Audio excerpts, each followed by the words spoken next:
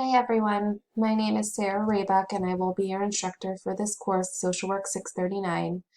I hope you're excited for the class as it will build on the knowledge you learned in Social Work 630. It's my hope that by the end of the course you will have gained enough understanding of psychological theory in order to determine your own way of practicing within clinical work, and identify maybe some strengths you have as well as areas that you would like to grow within your practice. So this video is to serve as an explanation of expectations and objectives for the class. If you have additional questions following the video, please don't hesitate to message me. I will respond to messages within 48 hours, but I am most available between Friday and Monday, which I know is not the typical hours of availability, but you're most likely to hear back from me quickly during those days. So you will find my bio on the About Your Instructor page, but just to give you some background about myself, I'm currently working full-time as a clinical social worker doing outpatient therapy. I'm hoping as the course progresses that some of my clinical experiences can help to enrich your experience with the class as well. Okay, so I would like to go over the syllabus and expand on the expectations and objectives. What I have pulled up here is the downloaded copy of the syllabus in case it looks different than what you have. Please do read through the competencies and related behaviors section. If you have additional questions regarding this, please reach out. I would like to focus more on explaining this assignments and reviewing the course schedule.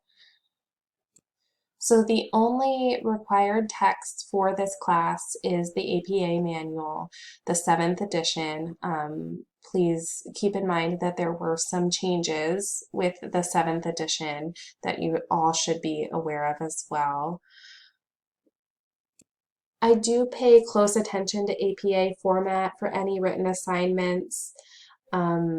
So make sure that you are referencing this, and if if you have trouble finding anything, reach out to me. In addition, you could use the Purdue OWL website, which is pretty user-friendly as well. And then as you see here, we have the course requirements. The estimated time that will be dedicated to this course will be approximately 19 to 20 hours per week. So please plan accordingly, and hopefully you can find the appropriate schoolwork-home balance, which I know can be extremely difficult, though it is very important to think about that prior to entering the class. In terms of the policies, integrity is important when participating in any class. The main thing to note here is the importance of APA citations. Plagiarism is not tolerated, and if it occurs, it will result in a 0 for that assignment. It is best to paraphrase and appropriately cite any information gathered from readings. Direct quotes can at times be useful, but not often the best practice in writing, whether it's in discussion forums or papers, so please keep that in mind as well. Weekly attendance in the course is required. If you, for whatever reason, are going to miss a week's worth of work within the class, please make sure that you are notifying me well ahead of time. This is a pretty accelerated class. There is a lot of content each week, so this is just for the purpose of keeping you on track and also making sure that you're able to appropriately absorb the material that you learn within the course. In addition, if for whatever reason you are going to be late on an assignment, please reach out to me 24 hours in advance and we can identify an alternate due date. I understand that there are plenty of things that might come up in life that could be logical reasons to prevent you from submitting an assignment. And I like to be flexible, but I also am have to keep in mind that keeping you on track again so that you don't fall too far behind that it's hard to catch back up. In terms of the revision policy, the biggest thing to note here is that if you end up with lower than a B on any paper, reach out to me and I might be willing to offer a revision. The point of this program is to ensure that you're learning and understanding the content. If a revision can help you do this, then I'm happy to grant it. In addition, in any communication throughout this course, it is expected to be professional and adherent to the NASW Code of Ethics. Here you can see a guideline for interactions through discussion forums as well as email and messaging related to the course, whether it be between you and myself or between you and another student. Please view the About Your Instructor section in the course modules. Here you'll find my background and contact information. Messaging through Canvas is best, though you will find my email and phone number there if needed as well. Again, I will respond within 48 hours to any message, though the best times to reach me are between Friday and Monday.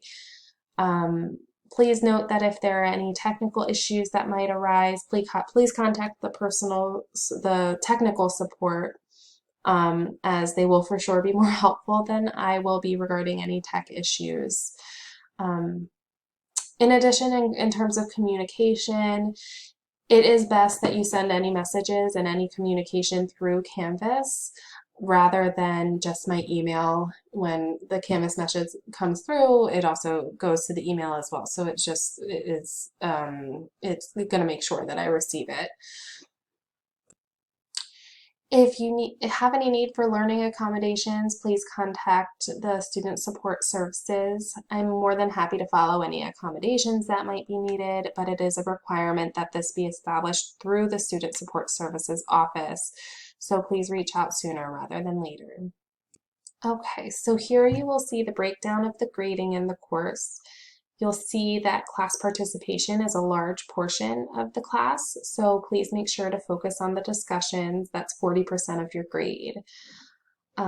Especially when thinking about clinical practice, class discussion is where you learn the most.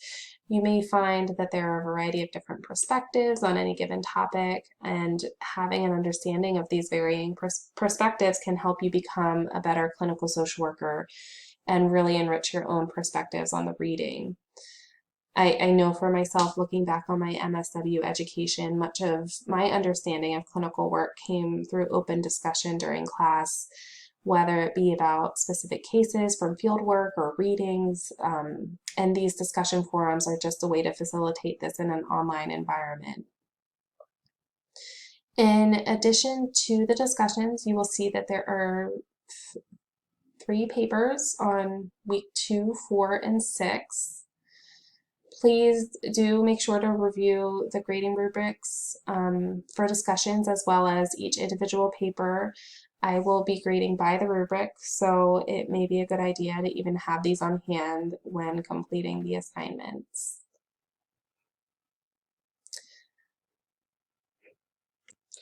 Just as the developmental assessment assignment from Social Work 630 was the designated assignment, you will have a designated assignment for this course as well, which will be the Integrative paper part 2.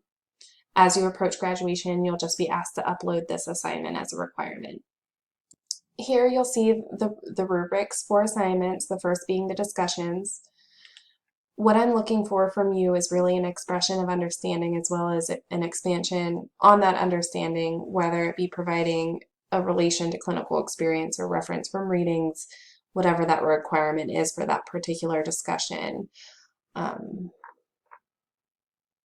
then we have our first paper, which is due week 2. It's the personal narrative reflection. Within this paper, you're just going to be describing your narrative that led you to become the social worker you are today. It'll be a short paper that will require some reflection on past experiences and experiences you have had so far within the field as well. The second paper will be the integrative paper. Within this paper, you will be choosing 1 or 2 theoretical frameworks that seem to be a fit for you as a social worker. You will then describe the theories in depth and discuss some strengths and limitations within those theories, and then discuss how you might provide slight modifications to skills within the theories to better meet the client's different diverse needs. And then the final assignment is the integrative paper part 2. In this paper, you will be building off of the original paper, but discussing how your theories would be applied to a specific client population. So here you might describe a certain diagnosis or issue, such as borderline personality disorder, LGBT community, homeless community, etc. So from there, you can see the instructions will guide you through providing a thorough evaluation of how that intervention might look with that population. And you will be doing a lot of research and using critical thinking here. This kind of thought process is so important in the work we do, as it's important to acknowledge that we don't have any one-size-fits-all theories. In addition, we might practice these theories in slightly different ways with different populations. So I also want to note here that I will be posting videos specifically for each assignment and providing a more thorough explanation and describing some of my specific expectations later in the course. So make sure to watch those videos, because I might mention something, specific to how I am grading the paper or what I'm looking for specifically within the paper. Finally, here you will see the course schedule. Note that for discussion forums, initial posts are due by Thursday of that week at 11:59 p.m. and responses are due by Sunday of that week at 11:59 p.m. And for each week, please make sure to look at the learning resources, because there are going to be a lot of articles for you to read. There isn't any required texts beyond the APA manual for this class. And there are also going to be a lot of videos as well to watch, just to, have a couple of different ways to learn the material for each week. In addition to those educational videos, I will be posting weekly videos just to give you an overview of my expectations, my thoughts on the readings and articles and videos, or what I would like you to get out of those readings and videos. Please make sure to view them, because I may describe some important information related to grading, and just like I had mentioned in the papers. I am also hoping that I can provide maybe some examples throughout my practice that can hopefully help you to better understand the application of what you learn. There are also a list of useful websites at the bottom of the syllabus that might be helpful to reference. So again, I'm very excited to be joining you for this course. Please reach out with any questions and be on the lookout for my weekly videos.